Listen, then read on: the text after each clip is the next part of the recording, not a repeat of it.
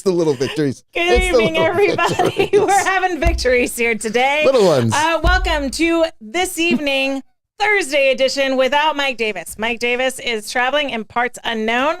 I do have an update for you today on Mike Davis and what he's doing traveling with the Christian Surfers. They're doing amazing work, and he's there. So we'll get an update on that. But before we do, and before we introduce our amazing guest, we're going to make a little bit of money, get our sponsorships in and done. These neighborhood diners are more than just a place to eat. They are where hospitality blooms and friends gather.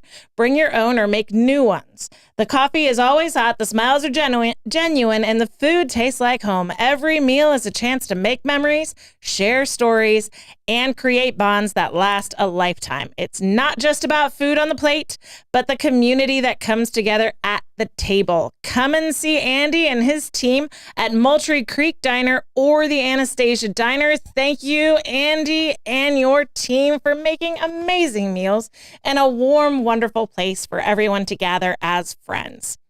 Now we have Powell Heating and Air Conditioning. Their dedication to customer service has been evident in everything that they do for the 39 years they've been in business. From the moment they answer your call until the time they leave your home, they are working to make you comfortable and confident about the care and service you receive from Powell. With their fleet of 10 plus trucks and 15,000 square foot warehouse stocked with parts and equipment, they're ready to serve you around the clock. They service all heating and air conditioning brands, and they are always open. Their emergency service is available 7 days a week, 24 hours a day, including nights, weekends, and holidays. For all of your air conditioning needs, Powell Heating and Air Conditioning. Now we have Solar Stick. They were established in 2006. Solar Stick is a local portable power company proudly committed to American manufacturing, constant innovation, and creating jobs right here in St. Augustine, Florida. Solar Stick's focus on providing solutions for self-sufficiency helps users all over the world complete missions and save lives. Solar Stick, changing lives, saving lives, and reviving American manufacturing. And we have one more. Got to get all four. A to Z Roofing and Waterproofing. They offer free estimates, and they have been serving St. Johns County for over 20 years in the construction industry. A to Z offers painted metal roofs for saltwater area homes with warranties for up to 25 years. They offer shingle roofs with warranties for up to 50 years. They install tile roofing, cedar shake shingles, and designer roof coverings. Flat roof coverings as well. Recent job photos with material descriptions can be seen at A to Z Roofing and Waterproofing.com. Chuck McCone and his team will gladly fix all of your roofing needs. No problem. A to Z Roofing and Waterproofing. Now, I have an amazing guest that was so generous to come and spend the evening with me. Thank you, Lenny, for joining me. My pleasure. Happy to be here. It's always fun to have you. Thank you for coming by. Have you had a great week? I have, actually. Yeah. Had a wonderful week. Awesome. We have had a busy week here. We've had lots going on, especially with Mike traveling. So Mike is with a group called Christian Surfers, and they are down in Central America, Costa Rica, I believe, doing some work. But he let everyone know that he was going to a shower. And he's been ragging me about all the showers. I've attended one. But he's been ragging me for weeks about all these showers I'm attending. I've missed a couple of shows. I admit it. Well, you know, you can get a Just Dessert there and invite him to a bridal or baby shower, and he will never bring it up again. We tried, but my dad didn't even come. We invited my dad. It was so they do baby showers with the mom and the dad. Okay. So it was a co-ed baby shower, and it was my brother and all of his high school friends and their wives and families and their new friends in the area. And I was helping to co-host it with some of his high school friends. So it was boys and girls. We invited my parents, and my mom came, and my dad went and hung out with his college buddy. Well, okay. We were like, wait, you're not working this weekend? You're with your friend? Like hanging out at the beach? What is happening? No, he was not doing it. It's, you know, most men, if they can find a loophole or an escape route, they will, even for the Jack and Jill showers. Yeah, well, Mike is in fact attending a kind of shower. Would we like to see? Absolutely. We have a shower for Mike. Oh. This is a little bit of an iconic scene. I didn't know that he always talks about not singing, but it looks like he's going to wash that man right out of his hair. Well, it's very tropical, and he is in a tropical place, so it makes perfect sense. I mean, Mike, he's all about the showers. That's what he told us. Mm-hmm. Yeah. Okay. Well, we know that. We know he's clean and hygienic. That's good. So that works. Yeah. I didn't know he was so group. I mean, yesterday it was Humphrey Bogart. Well, Today it's the cast of South Pacific. apparently he's not cheap. He's just very easy and he'll shower with anybody. If it's hot water, why not? Darcy. Oh my goodness. So that's where Mike is. He's in a tropical location, doing lots of hard work and staying clean. And hopefully catching a couple of gnarly waves. Yes. We did have a group in on Monday talking about their upcoming mission trip. But because we had guests on Monday and we don't normally, we weren't able to do 5 questions. So I thought it'd be fun to do 5 questions with you. Sure. You want to do 5 questions? All right. So we'll start out. You can answer first or I can answer first. It doesn't matter. First question, longest running friendship. How long is your longest running friendship? Who is this person? When did you meet? Well, I've got a friend named Ira whose birthday is coming up in 3 days, Yeah. who I met when he sat down next to me in 3rd grade and looked at me and said, "Hi, I have triplet sisters." And I said, "Yeah, okay. This is my friend Joey. He's got triplet sisters too. So what?" And I sat between 2 people who both had You triplet ain't sisters special. in 3rd grade. Burst his bubble. Yeah. And then when we left, his mother was waiting for him outside because his mother was an overprotective woman. And immediately, and at the time, my mother was teaching in that school. She my mother did a Head Start program, and then she became a remedial reading teacher, and then she did career. My mother, sainted woman, taught anybody who was having a hard time learning was where my mother would teach, in public schools. Very cool. And she and Ira's mother became the closest and dearest of friends since that day, from 3rd grade on. Nice. And then I've got people I met my first day in college who are still some of my closest friends to this day without hesitation. Yeah. That's cool. Yeah. 3rd grade, you got me beat. Okay. So my longest friendship is a friend I made in 6th grade. Her name is Jessica, and she is a lieutenant colonel in our armed forces. Thank you for your service. Yep. Congratulations. Yeah. So she's an amazing woman. She is the mother of 4 children. They homeschool. So she's lieutenant colonel, and they homeschool in their family. So her husband does most of the teaching. I was going to say, I hope she's, locally based and not She's deployed. not. Oof. She is overseas. She's in South America. We're actually going to go visit her soon. Ooh. In a couple of months. Not too soon. Mike's not going to get on me for that. Just bring your shower cap. You'll be fine. know. Those shower caps. So we're going to go see her, getting closer to the holiday season. We might spend Thanksgiving with their family in Peru. Beautiful. So I'm very excited about Very that. nice. But she and I have been friends forever. And she became my friend because she wanted to steal my boyfriend. Ooh. She did not steal my boyfriend. Later, he came out as gay. He's happily married now. But we're still right. friends. Hey, you can have him. Yeah. He's got his own ballet studio with his husband in the Pacific Northwest. Okay. He actually toured around as a ballerino, I guess they're called. Male ballerinas are ballerinos. And so he toured around the world, and he's a very celebrated ballet dancer. And I remember when his karate sensei told him to take ballet to increase his flexibility, and it's his whole career now. Okay, well, that's It's great. wild. And I need to backtrack 1 second because my friend Mimi may actually be watching the show because she's a big Facebook woman, and that was 2nd grade. 2nd grade. All right. And Mimi and her husband and I and my wife, we are very close. They're still up in New York, but I talk to them more frequently than a lot of other people. All right. Very cool. That's awesome. Yeah. Those friends that have known you since before you were you are really special. Right. It's nice to have those inside jokes and those long-standing relationships. Yeah, it's a sense of security, and more times than not, it can ground you because they, as you said, they know you, they know everything about you. Yeah. So if you start to float around with a big head, they burst that bubble and bring you right down to the ground. They absolutely know how to take you down a peg. Yep. And rightfully so. Mm-hmm. Yep. My friend just got her promotion to lieutenant colonel in the past year. And so I'm letting her have that for a little bit. I'll knock her down a peg soon. What branch of service is she in? She's in the Army. Okay. She's in the Army. She's serving not at an Army outpost. She most of her career she's been stationed in other branch bases or posts.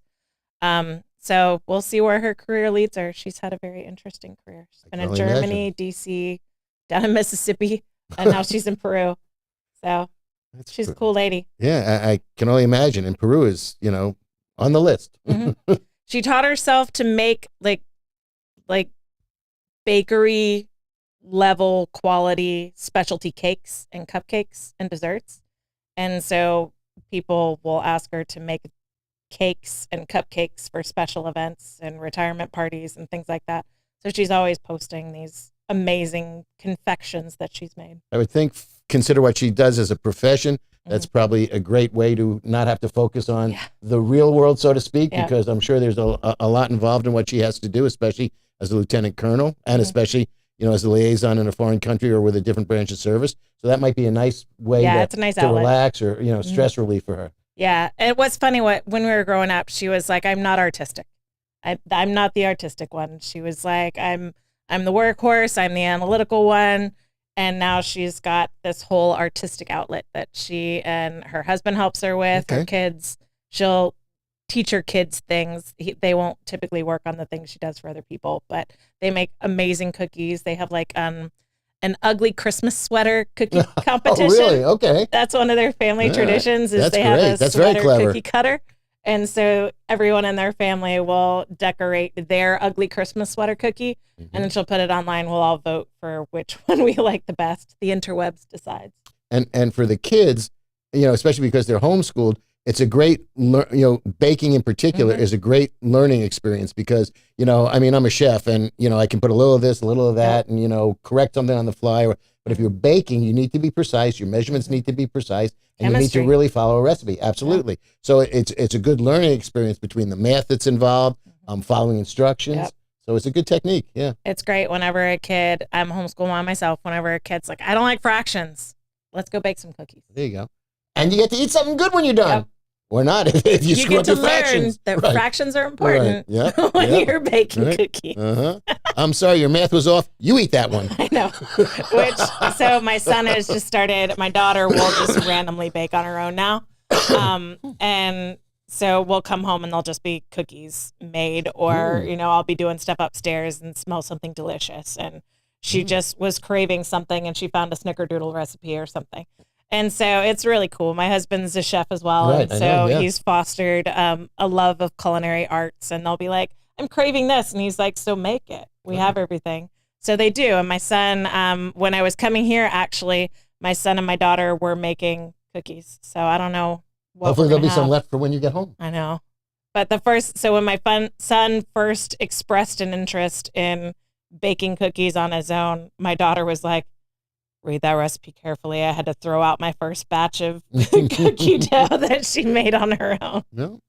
All right, our next question. Name the movie that you will always rewatch no matter how many times you've seen it. I can say one for me is Princess Bride. Okay. I can watch it over and over and over again. It never gets old to me. I love that movie. I've joked with my husband that I don't want people crying at my funeral. I want everybody to sit around and watch Princess Bride after the festivities. After I'm gone, everyone hang out and watch a movie. Yep, that's a good one. Yep. I can do The Natural with Robert Redford without Casablanca. Yep. Actually, The Philadelphia Story. Okay. Great That one's a little more intense. Yeah, but then if not, then you can do, no, not Philadelphia. Okay. The Philadelphia Story. Isn't that the one on the A-bomb? No, that's Oppenheimer. Okay. No, Manhattan Project. That was the Manhattan Project. Manhattan Project. No, the Philadelphia Story. Too many cities. right. Damn, could you stay home, please? Right. The Philadelphia Story was Jimmy Stewart, Cary Grant, Katharine Hepburn. Okay. And it was a great story about high society. A woman, Katharine Hepburn, is divorced from Cary Grant and going to remarry some real stick-in-the-mud, uptight guy. Mm-hmm. And Jimmy Stewart comes in with, it'll come to me, the woman who plays Celeste Holm. Okay. And they're brought in by Katharine Hepburn's uncle because he got caught with his finger in the cookie jar of, a woman he shouldn't have been sleeping with. And to, play it off, he brought these two reporters in to film the society wedding of the year. Yeah. Well, through all this and all these ministrations, long story short, no spoiler alert, but Cary Grant makes a great blazing recovery. Yeah? It's a wonderful, it's a black and white movie. It's a great movie. And then there's a musical remake of it called High Society. Okay. Frank Sinatra, Bing Crosby, all right. Grace Kelly. Okay. And Louis Armstrong is in it. Oh, it yeah, is baby. fabulous. It really is. Cary Grant and Katharine Hepburn, they were in a couple of movies Bringing opposite Up each Baby. other, right? Yep. Yeah, a lot of them. Yeah. Okay. Yeah, at the same time. So High Society, Philadelphia Story, Casablanca, The Natural, and believe it or not, a lot more recent movie. If National Treasure is on, I'm watching it. Oh my word, we have that movie on all the time. My kids love it. Yeah. My kids love history, and especially American history. And so an action movie that ties in all these little factoids that they know in history, plus there's a little bit of mystery, and they really enjoy that one. We do movies with Mike. Once a month, we have a movie that we all watch together as an audience, and then we talk about it on the show. So our last one, our July movie, was The Final Countdown. That has Lloyd Bridges and Martin Sheen. Okay. And it's an aircraft carrier that gets sucked into a time portal, and they end up in the waters outside of Hawaii right before Pearl Harbor. Yeah. And they figure it out. And like, what are they going to do? Are they going to stop the attack? Are they not going to stop the attack? And so that's the conundrum of the movie. And the new movie that we're doing, our August movie, is Spaceballs. Oh, okay. And that's what got me thinking about this, because that's one of those movies that you could just kind of watch whenever it's on. You can hop in wherever it is in the movie and have a good time. Dark Helmet. So, do you know they're making a remake. They're making another one. They're making a remake. Yeah. Is it a remake or is it a sequel? I don't know. I thought it was a remake. They have announced that they're doing another Spaceballs movie. Yeah. I'll see. I don't know which it is, but yes. It's my wife's favorite movie. She loves that movie. Yep, Julie really loves Spaceballs. Well, she needs to hop in on it. Hop in on the episode. It's going to be the last Tuesday of the month in August. We're going to be talking about Spaceballs. Okay. Oh, I'll get her involved with that for sure. It's good. Spaceballs 2, The Search for More Money. Mel Brooks is not subtle. He's very upfront about it. No, not at all. Very upfront about it. So it's in the works at Amazon. It looks like Josh Gad is going to be starring. I don't love Josh Gad, so we'll see. We'll see. He's talented, but yeah. I mean, how do we do a Spaceballs without a Mog and without Lone Star? It's going to be hard. I mean, well, I don't know. It remains to be seen. Is Josh Gad going to be our Mog? It makes sense. I mean, it's got to be, right? He's not going to be new Lone Star. I can't. Oh, my word, Josh Gad. Any Cheech and Chong movie. We've got Bringing Up Baby. We've got Tomorrowland, Searchers. I saw Top Gun in there. Practical Magic. It's a chick movie. You probably haven't seen it. It's Sandra Bullock and Nicole Kidman. And they're sisters of a notorious witch family in a small New England town. I think it's an island, actually. Little town on an island off the coast.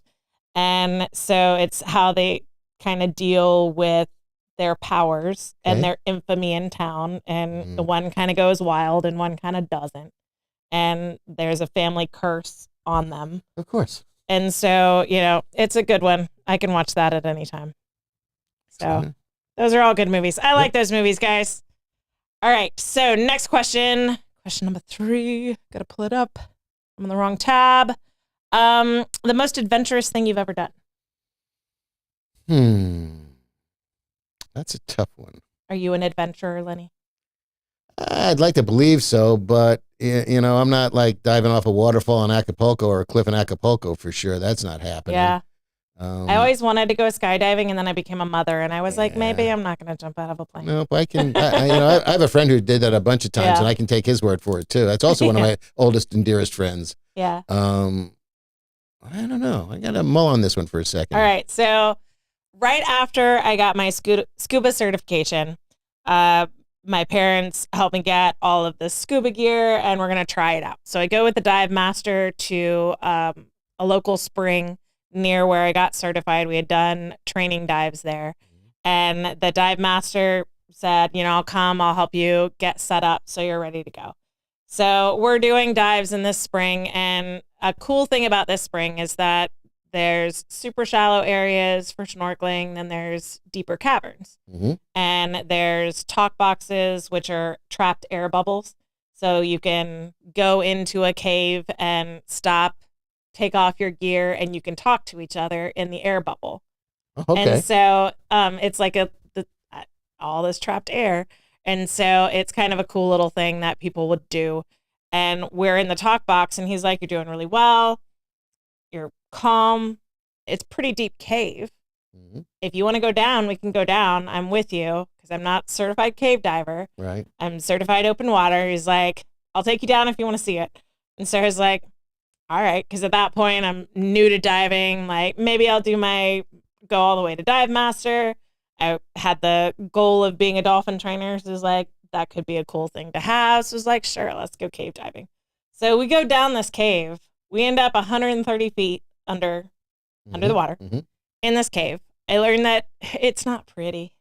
Really? If it's that dark, well, yeah, there ain't nothing pretty. Yeah. And you just got your flashlight, and it's just silty, and there's eels, and everything's just kind of gray and brown, and it's not terribly interesting. So I learned real quick that it's not super pretty to see anything down there. It's exciting because you don't know if you're going to get stuck, but I don't know if it's my kind of exciting. Like, you're going down a cave, it's super dark. All you can see is what's in the beam of your flashlight, and you feel the cave scrape against your tank, and you're like, all right, got to get lower. And then you realize that your fingers are already in the silt, and you're like, okay, yep, that's a little bit of a tight squeeze. And that cave system now has, I don't know if you've seen it, every now and a few springs in Florida, there are signs that say, do not go past this sign and if you want to live. And it's the Grim Reaper, and it's in that same cave system. I didn't go to that cave. I was going to say, and the sign wasn't there when you went. I did not pass that sign. But I've seen, places you shouldn't go and what happened to people that went there videos. And it was at that spring system. And luckily, I did not make that choice. Well, you reminded me of something that I guess in retrospect might have been adventurous, but I was 15 on a tour. No, I was much younger. I was probably about 13. No, I guess I was 15 on a trip with my parents in Curacao. All right. And I had done pool diving at a summer camp, and, great. How far are you going to go with a scuba tank in a swimming pool? Mm-hmm. And ended up going diving in the ocean with a guy. There was a dive master, and took me out. And it was great for me. It was really fantastic, because once I get in, and after the first couple of breaths, I calm my breathing down, and it's all good, and I'm not blowing through a tank in 5 minutes, and that was fine. Yep. And we went down, and I guess we went pretty deep because there was a couple of car carriers there. There was some reefs, beautiful fish. Barracuda was long and had shiny, sharp teeth. Those barracuda. The things we were able to see were beautiful. Mm-hmm. And we went down, and he took me down pretty deep enough, and I guess we weren't supposed to do this necessarily in retrospect, but you go down far enough and you can get black coral. Okay. And it looks sort of like a sticks on a tree type of thing. Mm-hmm. It's not like a tight rock coral or a brain coral or coral reef. So it was sort of, and not really a fan coral, but it could have been. Brought that up, and that was great. But the thing that I remember the most about it was my father, who is not a beachgoer, not a swimmer. He's more of a sinker if he goes in the water, and in my entire life, he never went in the water. Yeah. Maybe went to a beach once or twice, and we grew up at the beach. Mm-hmm. But he said it was the most uncomfortable and disconcerting thing that had ever happened to him in his life. And this is a man who survived World War II, was in the Signal Corps and got messages and things he had to relay to General Patton for fear of, handing him messages and things. And he said the most disquieting thing I have ever seen was my son walk into the ocean, and for the next 25 minutes, I had no idea, 30 minutes, where he was at all until he came out, and he stood there and he just looked, and not a bubble, nothing, no idea where I was. Yeah. And that was just, he was, I don't know, frightened or scared, just concerned. Well, but he said, powerless. There's nothing you can do. He said, and he wasn't going in to save anybody anyway. So it wasn't the most adventurous thing I did, but it was certainly a lot of fun. But I remember that was, one of the things that my father said, that he had palpable fear of not knowing where I was for that length of time. Yeah. That would be terrifying. I've gone diving with my parents. My mom's not a super comfortable diver, but we signed up, my mom, my dad, and myself, for a couple of boat dives. So the boat takes you out, you dive one location, you go to another location on the boat, and you dive a second time. And my mom's gear just wasn't working, and I had a camera, so I was like, the second dive, I'm determined to get pictures of everything, right? So I'm just swimming up to everything. I know that I'm a really efficient breather, so I can stay down forever. And when you're with a group, I mean, you never want to dive by yourself. When you're with a group, you're kind of tied to the group, and you know, the least efficient breather is going to kind of affect how long you can stay in. Time to go, right? So both dives, it came down to the dive master coming over to me, who's leading the dive and being like, okay, I'm out of air. Like, we gotta go. I'm like, okay, fine. Because, you know, there's a point that you're supposed to not go past. And so I'm seeing everybody go off, and I'm just like swimming up to everything. My mask is getting foggy, and I don't want to waste the time to clear my mask. I'm just trying to get up to everything to take pictures of it for my mom, because my mom wasn't able to be on that dive. And so I see this big fish where it was our shallow dive. It was right on a drop off. And so we're on a reef, but then there's just a ledge and it's blue, and you don't know how deep that is. And so I'm just going along this edge. I see this big fish, swim right up to it, because underwater, everything looks close, but it's not. And so when you're taking pictures, you have to get way closer than you feel like you need to be. So I swim right up to this fish, take a picture. Then I realize it's a barracuda. And I just swam right up to a barracuda, which I'm more afraid of barracuda than sharks, because sharks will they'll circle, they've got body posturing, like they'll sort of telegraph that they're interested in you, whereas a barracuda is just still until it's not. And there's nothing you can do. It's so fast. And so I was just like, oh, crap. Being in a shallow area, the current was really fast. And so I just stopped kicking, and the current took me away, because I was fighting against the current to get out to take pictures. And so I just let the current take me away, and the barracuda did not follow, thankfully. But that's probably a pretty adventurous had no sparkly jewelry on. I had a big old metal tank on my back. But that wasn't shimmering and shining. Which always cracked me up, because they're like, make sure you're not wearing earrings or rings or necklaces, but we're going to strap this giant shiny metal tank on the back of you. But make sure you don't have those earrings now. But also, like, your mask shines, because it's an air bubble. And so there's a reflection there. So it's like, okay, well, it's coming for my face or my tank, one way or the other. That's it. You learn about barracuda young when you're my age, because there used to be a show, I think it was called Diver Dan. It was a black and white TV show with, you know, at the time. Hard helmet diver? Yeah, he wasn't a scuba diver. And, you know, and there would always be a menacing barracuda swimming by him. And these were not, you know, contemporary special effects by any stretch of the imagination. They probably filmed that at Marineland. Yeah, so I don't know if there was even water involved, honestly. So I'll have to go look that one back up. But there was always a menacing barracuda. Because Marineland started as a movie studio. Yeah. And so no one knew what underwater really looked like if you didn't live on the coast. Yeah. And so people would just catch whatever and drop it off at the dock at Marineland. They drop it in the water, and the windows in the original tanks were made for filming. And so it was a movie studio to begin with. It was Marine Studios. And that's where a lot of the early underwater footage was shot, was at Marineland. Yeah, at one point in time, St. Augustine was a big filming location for a bunch of movies. Jacksonville, too. Yeah. I mean, Hollywood wasn't just one location in the early days, because they had to travel to meet the weather. They had to travel to meet the best lighting. So it couldn't just be stationary in one town. So there was major filming hubs all over the country, really. You know, I just read an article today about how the film industry in Florida is really non-existent anymore, because over the course of time, what were very lucrative and fair tax breaks and incentives to make Florida a hub for filming have expired. Yeah. And they're going, we'll go to Georgia. Replaced, yeah, we'll go to Georgia. Georgia put them in.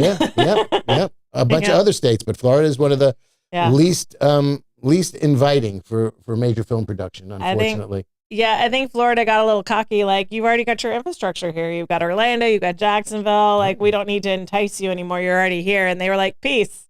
I had a theory at one point in time that Disney and Universal building the properties here were sort of, so if the big one happened in California, they'd have backup. Exactly. You know, they could keep producing and filming things. Yeah. So Disney said that he got kind of annoyed, got sort of stifled with how landlocked, for lack of a better term, Disneyland was in California, that there just wasn't open property. And so that was one of the reasons why he wanted a place with a very long, sunny, warm season. Right. And so that you could have lots of outdoor activities year round. But he needed a place that was wide open. So he purchased all that land under individual shell companies. So no one could catch wind that he was that he as a single buyer was trying to buy out the land and then jack the prices up on him. Well, so he smart started businessman. all these different corporations. And so this corporation bought that plot of land and this one bought that plot of land. And no one could put two and two together for a while. All right. What kind of elderly person do you hope to be? An old one. A healthy one, I would presume. Do you remember the Red Hat ladies? Yes. So there was that poem, when I'm older, I'll wear purple and a red hat and I'll be crazy. It's this whole poem. And so there was the Red Hat ladies and my grandmother had that poem. And I had my other grandmother was into everything bright, shiny, and neon, and more was more, and that was life, right? And so that's kind of colored the kind of old person I want to be. I want to be the like dressed, eccentric old lady with the crazy stories, and that's what I want to be. I would like to have my mental facilities, or faculties. Yeah. Gee, I'm already losing them. That's the problem. See, I feel they're slipping away. I would like to be aware and have my brain still with me. Yeah. The body. For sure. Nowadays, I'm waiting for them to start 3D printing replacement parts. Oh my word! I saw an article about how you could grow your own steak using your own cells, and why that was like lab-grown meat. I'm not cool. Yeah, no. I'm not cool with that. But I'm especially not cool with grow your own steak from your own cells. Isn't that cannibalism? Well, this article was trying to explain why it wasn't cannibalism. Okay. To eat your own. Nope. I'm out. Yeah, no, I'm with you. I'm with you on that. No, thank you. Bobby said, did Diver Dan ever encounter the infamous giant oysters of the deep? It was so long ago, and I was so young. Remember? I just remember a lot of the bubbles coming out of the dive helmet. The steel helmet and the barracuda. And I think there was a mermaid floating around in there too. As a matter of fact, probably. I don't know how risque she was, but yeah. Sirens of the deep. Mm-hmm. All right. So, what was the first concert? You've talked to me about concerts you've gone to. So, what was your first concert, or you can tell me about your best concert? Well, my first concert was probably a Harry Chapin concert. Though I did see, for some reason, the New Riders of the Purple Sage kept popping up. Yeah. And my best concert to this day is probably still one of what is perceived to be the best Grateful Dead concert. And I understand it's subjective, but I went to college in Cornell, and the Grateful Dead played there a couple, 3 times during my college tenure when I was there. It was great. Plus, they would also do an upstate tour. I've seen over 100 Grateful Dead concerts in my day. And what is perceptively the best Grateful Dead concert by, arbitrary metrics, I'm honest about that, was May 8th, 1977 at Barton Hall in Cornell. It was a Mother's Day. It was a Sunday show, Mother's Day. It was the spring weekend concert, which Cornell put on every year when classes ended and there was a week before finals started. Yeah. And it was great, because we went in and shorts and T-shirts. It was a gorgeous May afternoon. Yeah. And we walked out, and there was snow on the ground. Oh, that's awesome. And if you knew the Party Favors people were doing a Grateful Dead concert, it was fascinating to see some people going, what is going on? To walk out of a Grateful Dead concert in May and drop down and start doing Snow Angels. Yep. And it was a great concert to this day.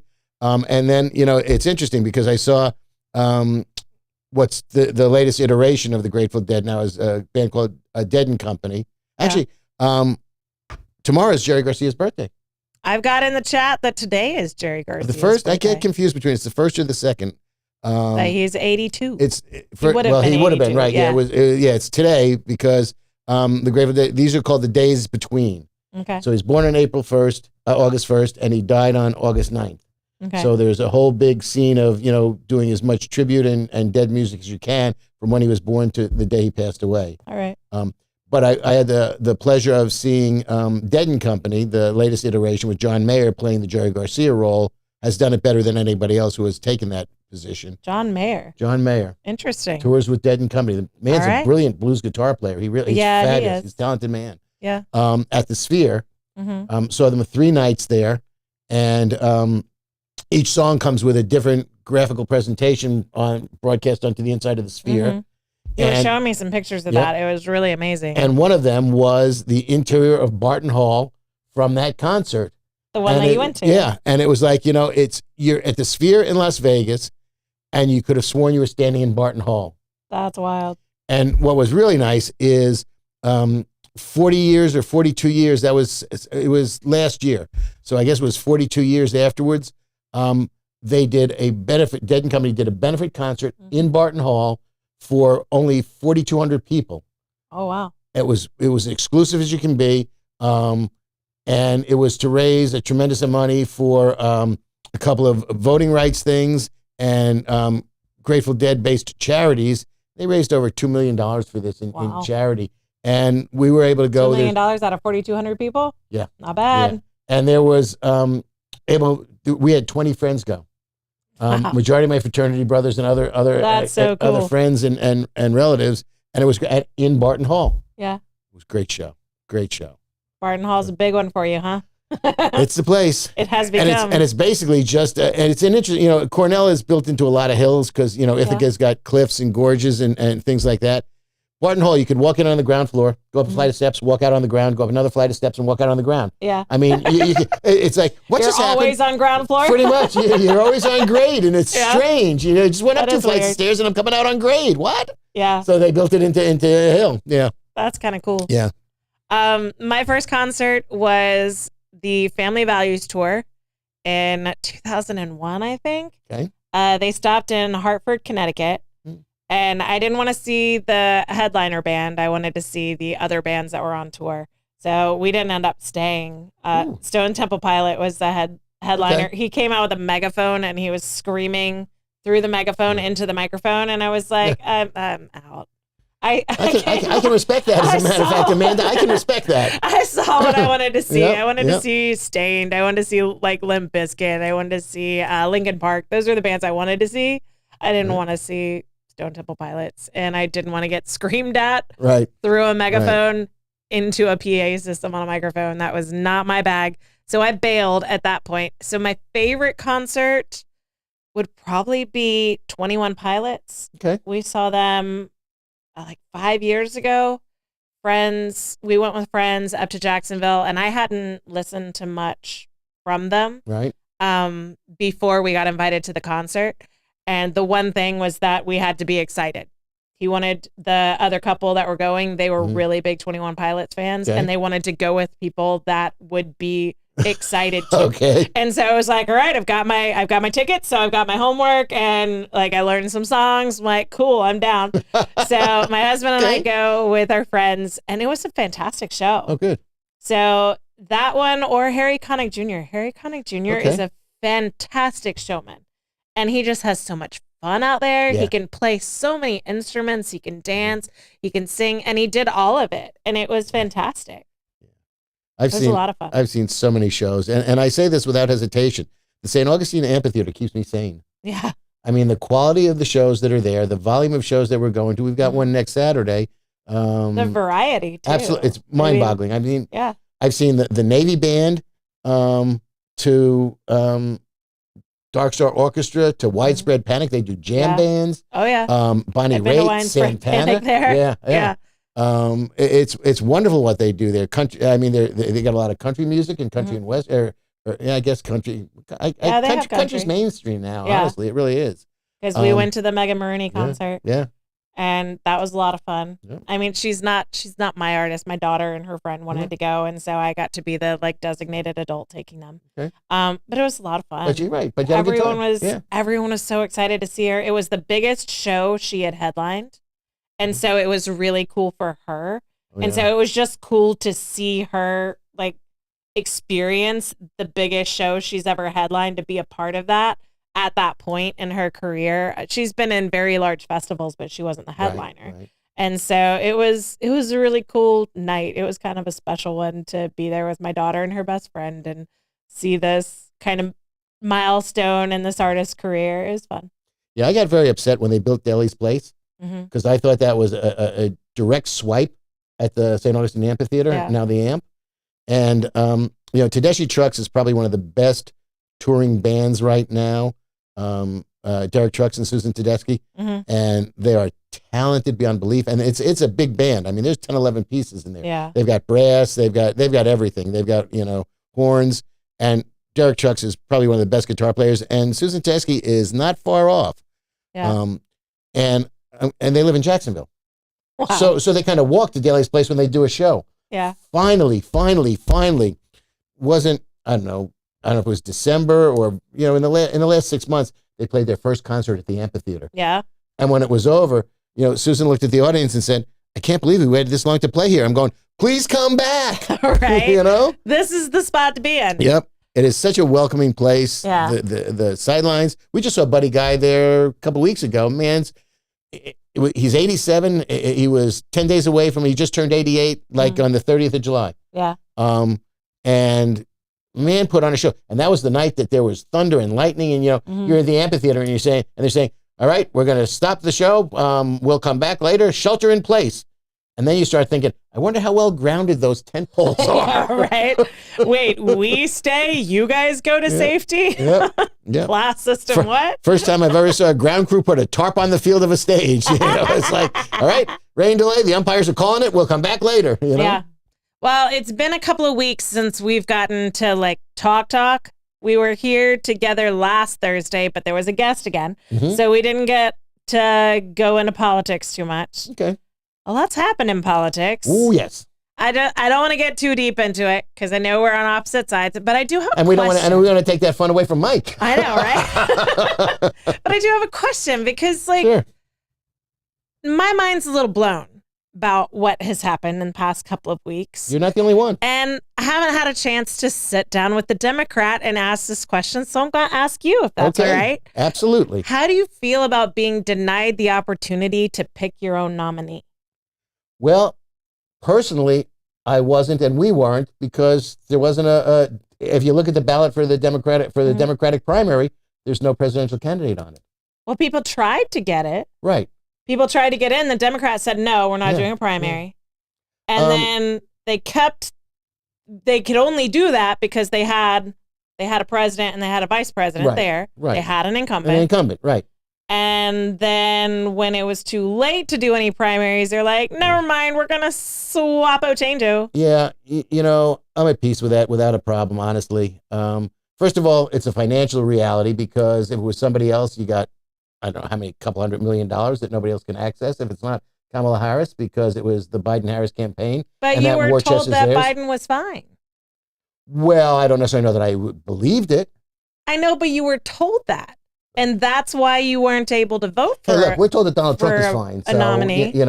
I know, but he's still on the ticket. Right, but I don't know if he's fine either. But he's still on the ticket. And I'm sorry, that's your cross. That's a cross you're going to have to bear for a while, unfortunately. I'll take it. We'll see how that plays out. You were told that your candidate was fine. And everything was fine, and we're all fine, and everything's fine, and we swear it's fine. And if you say otherwise, then you're a hater, and you're some kind of ist. We'll pick the ist, but you're an ist. Okay. Right? So that's what you were told. And we're not doing a primary because he's running again. We swear he's running again. We swear he's fine. He's never been better, said Joe Scarborough. Never been better. Never. He's enjoying his summer up in Maine. Less than a month later, Mr. Never Been Better is no longer on the ticket. Well, in politics, there's something that's called a party line. And you either toe it or you don't.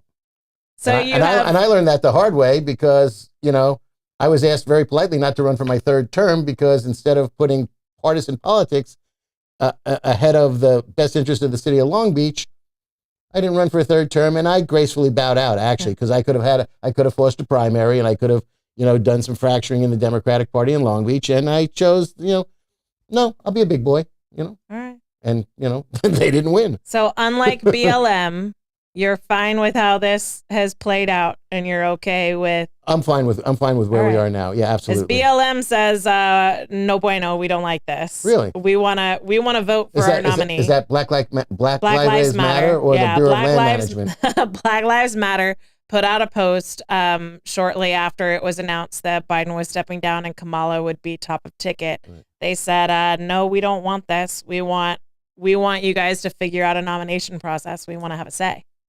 That's interesting. And I wonder if their say would have been different than the result that we have, curiously. I wonder. Interesting. Okay. I've heard people say that the Democratic Party at the national level was terrified of RFK challenging Biden. You mean the Secretary of Health, Education, and Welfare in the Trump administration? No, Robert Kennedy Jr. Yes. He's running for independent. Current wisdom is he's going to drop out and expect, if Trump wins, a position in the Trump administration. He's asked for that to endorse Trump. Right. In the leaked phone calls. Right. He asked for a position. Right. If he endorses him. It's hard to take him. First of all, it's hard to take him seriously anyway. Well, he wanted to run against Biden in a Democratic primary. Yeah. He wanted to. Right. Well. And he was denied by the Democrats access to a ticket. Well, he wasn't a registered Democrat. That makes it a little dicier. But neither was Lieberman. Lieberman was a registered independent. Independent, right. And then he got put on as vice president. So right. Well, doesn't matter. Yeah. We'll see. I mean, doesn't matter. Who do you think the vice president's going to be for Kamala? There's a lot of talk about that. It's an interesting discussion. It really is. Yeah. There's so many memes out right now that I don't even want to get into because it'll get us canceled. Oh, no. Because everyone's saying that, at least the general wisdom that I'm hearing, and maybe you're hearing something else, is that she's going to go with like milk toast, boring white guy. Well, that'll give some people a little balance in the ticket. Look, I just decided today that I am going to buy Gretchen Whitmer, her book. Ugh. Oh, I think it's going to be very interesting. Gretchen Whitmer is a nightmare, dude. I'm looking forward to reading that book. Yeah. So, hey, I think the Democrats are definitely trying to position her to be a national player, and she's a nightmare. What she did during that thing we're not supposed to talk about in 2020, dude. Well, there's a lot of people did what was unpopular in certain places. So, she's refusing to release the data on fatalities in her state because she was part of the cabal of governors that put COVID positive patients in nursing homes. Yeah. And she's refused FOIA requests for the fatalities on that. And that was a bad call from the very beginning. I don't know anyone that said that was a good idea. No. Except Gretchen Whitmer and Cuomo.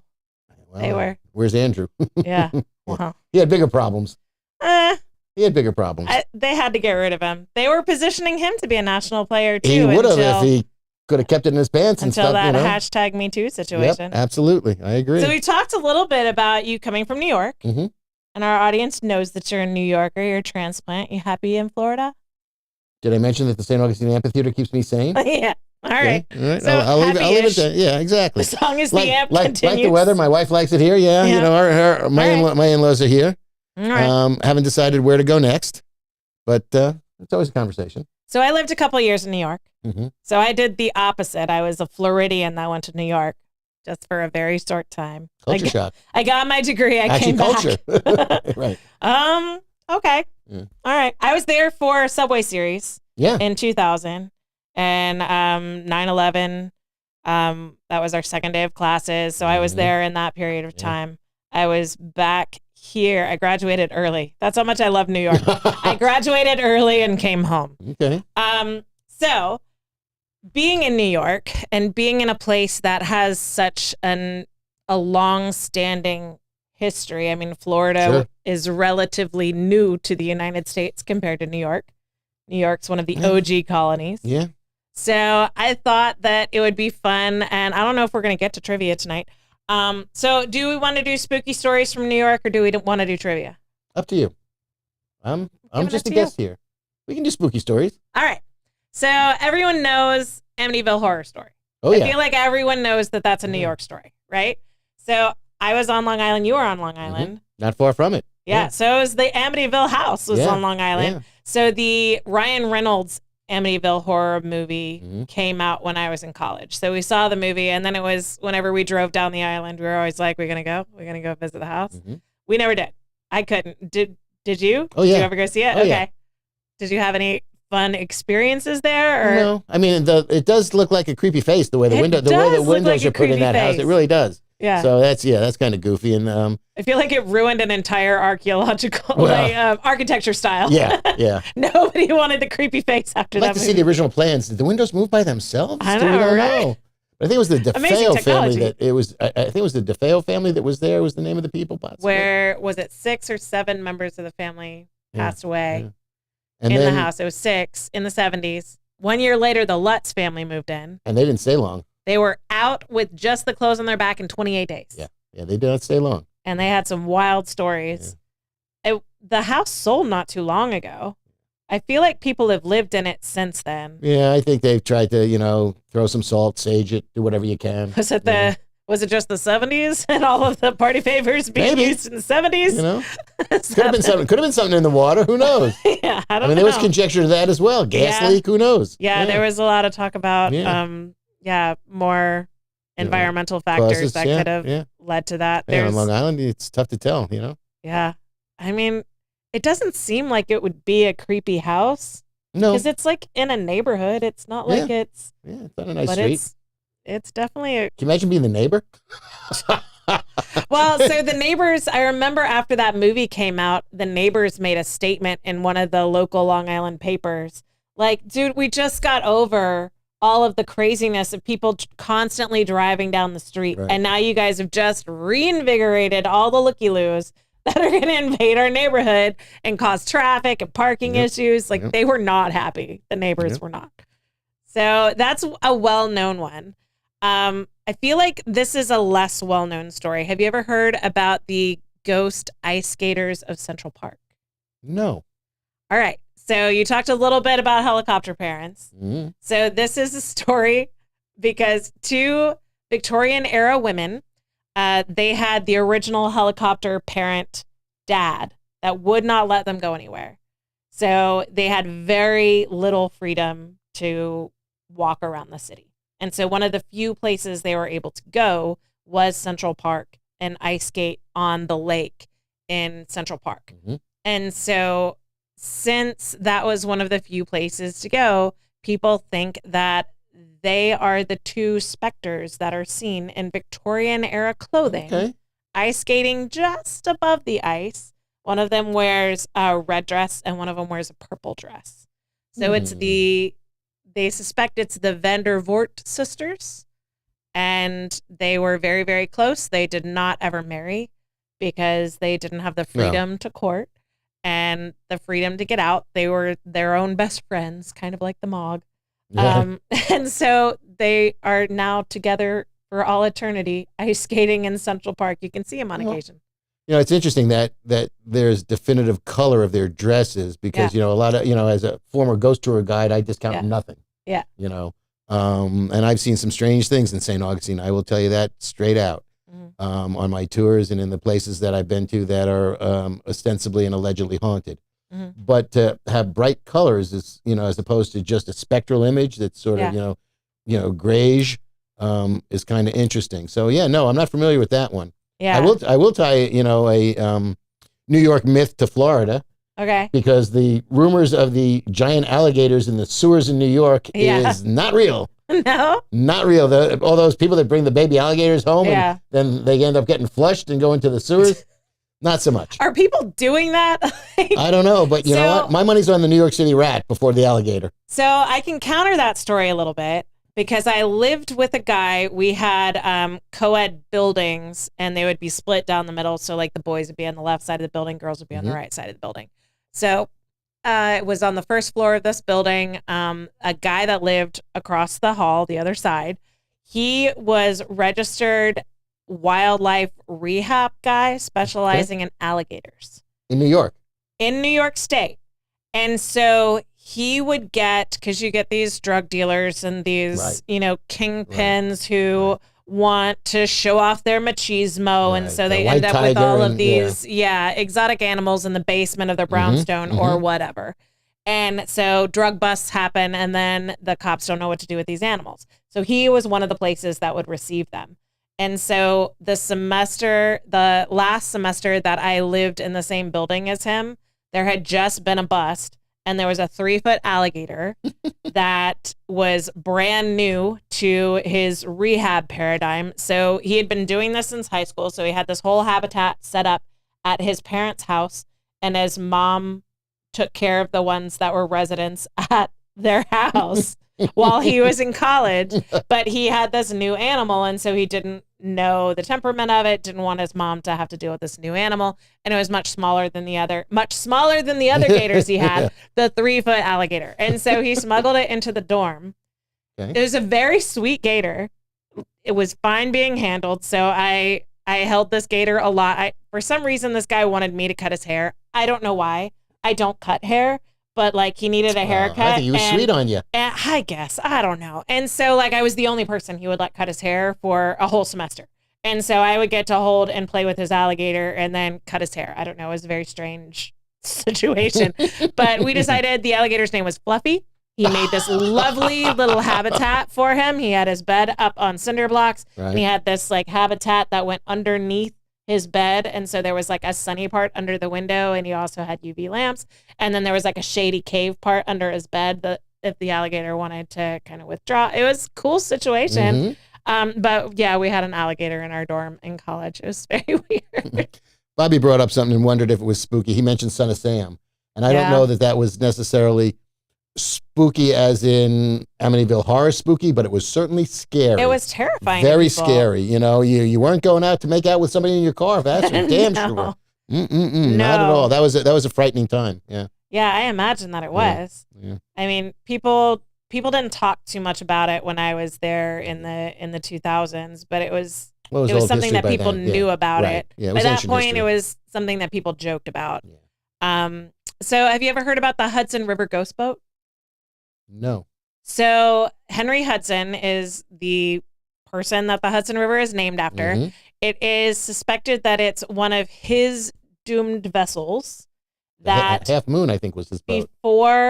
Before storms, a ghost ship is seen on the Hudson River, preceding the storm and going upriver.